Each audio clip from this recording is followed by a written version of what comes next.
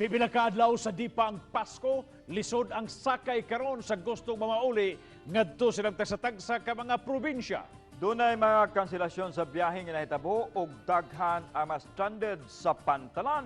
Nasairan nga adunay pipila ka mga barko ang nangaguba. Ang detalye sa report ni Nico Sereno. Sa ganghaan pa lang sa pantalan, hilabihan na kadaghang mga tao ang nagpondo ug naglinya. Sa Pier 3, iyahay og diskarte ang kadaghanan, makapabilin lang gihapon sa linya. Ang uban, naglisod pagkuha og tiket kay daling na fully booked ang mga barko. May uban nga kinahanglang muuli kay gawas nga magsaulog sa Pasko, gustong mususi sab sa kondisyon sa ilang pamilya human miigo ang bagyo. Sa papuntang Onmok, wala pa kaming tickets, sir. Sana Punuan daw? Punuan.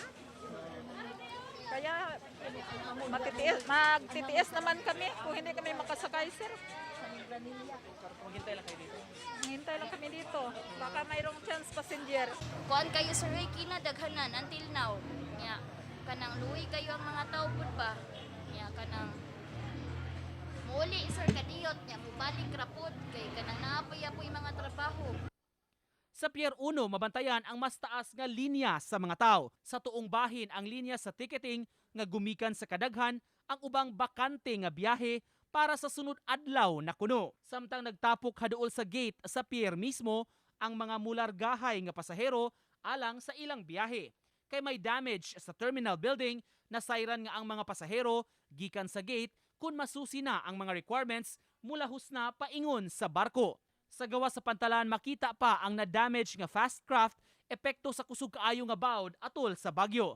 Kini ang rason nganong ang naapektuhan nga shipping company mikansilar una sa ilang biyahe padung sa Ormoc City. Lisod na gyud kuno ang pagbiyahe matag ingon arong panahona samtang nagangat ang Pasko ug bag-ong tuig apan mas doble kalbaryo kini karon alang sa mga pasahero gumikan kay dunay mga barko mikansilar gyud sa ilang biyahe gumikan sab sa epekto nga namugna ni bagyong Odette.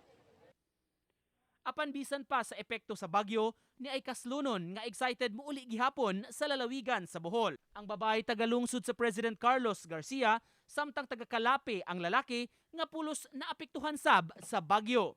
Sunod simana na unta na schedule ang ilang kasal, apan tan-awon pa nila kung kanus-an nila isibog kini. I think we've been lining up for 8 hours. 8 hours? Because we've been here for 5 a.m.